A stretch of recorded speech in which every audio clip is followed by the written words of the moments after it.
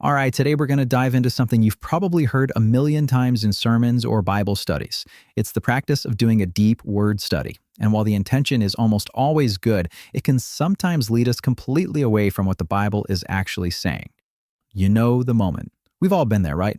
The speaker leans in and says, but the Greek word here really means, and just like that, we're all hooked. It feels like we're about to get a secret insight, a hidden truth that was lost in translation. And that feels profound. But is it always taking us in the right direction? Now, wanting to go deeper into the Bible, that's a fantastic goal. And hey, with technology today, looking up original Greek or Hebrew words is easier than ever. But there's a catch. That ease of access can actually create a trap where we get so focused on uncovering a word's secret meaning that we completely miss the plain, simple meaning the author intended all along. So, how does this happen? Well, these mistakes usually fall into three main categories, three common fallacies. And again, these are errors people make with the absolute best intentions, but they can seriously twist our understanding of a passage. So let's break them down. First up is the etymological fallacy. And this is a biggie. This is the mistake of thinking that a word's true meaning is found in its ancient history or its component parts. But here's the thing, language just doesn't work that way. A word's origin story is interesting, for sure, but it doesn't define its meaning today. This is the perfect way to understand it. Just think about the word butterfly. We all know it's an insect. Its meaning has absolutely nothing to do with butter or with flies for that matter. If you tried to define a butterfly based on its root words, you'd sound ridiculous. It's usage, not origin, that determines meaning. And here's a classic biblical example of this fallacy in action. You often hear that the Greek word dynamis means dynamite power. But hang on, dynamite wasn't invented until 1867. The biblical writers had no concept of dynamite. For them, dynamis just meant power or ability. Reading a modern invention back into an ancient word is a huge mistake. Okay, so this leads us to another really important idea, semantic range. Basically, almost every word in every language has a whole spectrum of possible meanings. You can think of it like a cloud of potential uses. The critical thing to remember is that a word doesn't mean all of those things at the same time. Let's make this super practical with an English word. Take the word run. It can mean to jog, right? Or to manage a company. A river can run. A machine can run. You can even run for office. All of these are totally valid meanings. They're all part of that word's semantic range. So that brings up the obvious question. In the sentence, he runs the company, which meaning are we using? You know instantly it doesn't mean he's jogging laps around the boardroom, but how do you know that? What's doing the work? The answer is so simple, but it's probably the most important rule in all of reading. Context.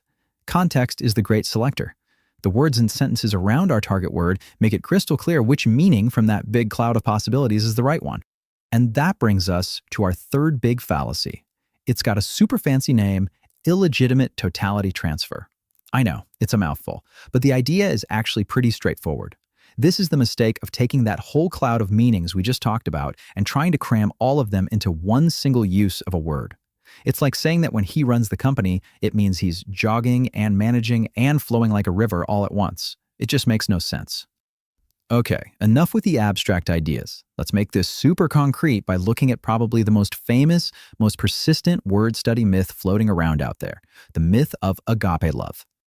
You've definitely heard this one before. The popular teaching sets up this neat, tidy chart. Agape is the God kind of love, divine, unconditional, the highest form. And then phileo is just, regular old human friendship love. It's a clean distinction, and it preaches really well. But here's the million-dollar question. Does the Bible itself actually support this rigid separation? When we stop relying on the chart and start letting context be our guide, a very, very different picture starts to emerge. Let's look at the evidence. Check this out. This is from the Greek translation of the Old Testament, the version that the apostles themselves read and quoted. And here, the word agape is used to describe Amnon's disgusting, sinful, lustful desire for his sister. That is about as far from unconditional divine love as you can possibly get. And this isn't some weird one-off example. Right here in the Gospel of John, it says people agaped the darkness. They loved evil. What this shows us is that agape isn't some magic code word that always means one specific divine thing. Just like any other word, its meaning is shaped and defined by its context. Okay, so if the common way of doing word studies is so full of traps, what's the solution? Is there a better way? Yes, absolutely. Thankfully, there's a responsible, reliable way to approach this, and it all comes down to putting one thing first. Here is a much better method, a reliable game plan. Notice what's number 1 and number 5. Context. You start by just reading the whole passage, getting the main point. Then, sure, you can consult a good dictionary or lexicon to see the possible meanings. That's semantic range. From there, you just ask, which one of these options actually fits the sentence I'm reading? And finally, you always let the context have the last say. The lexicon is a helpful tool, but the passage itself is the authority. So to wrap this all up, I want to leave you with a quick mental checklist. Think of these as red flags. These are the warning signs that should make you pause and think twice the next time you hear someone do a word study. So the big takeaway here is to just be a smart reader, a discerning listener. When you hear that famous phrase, the Greek word really means, or when someone starts talking about a word's ancient roots, or they start loading every possible meaning into a single word, your little fallacy alarm should start going off. A good, solid interpretation will make sense based on the passage's main argument, not on some secret word meaning. Ultimately, it all comes down to this one question. Are we using these tools to better understand what the biblical author was actually trying to say? Or are we using the text as a prop for our own ideas, making the author say what we want to hear? The first path leads to real understanding. The second, well, that just leads us right back to ourselves.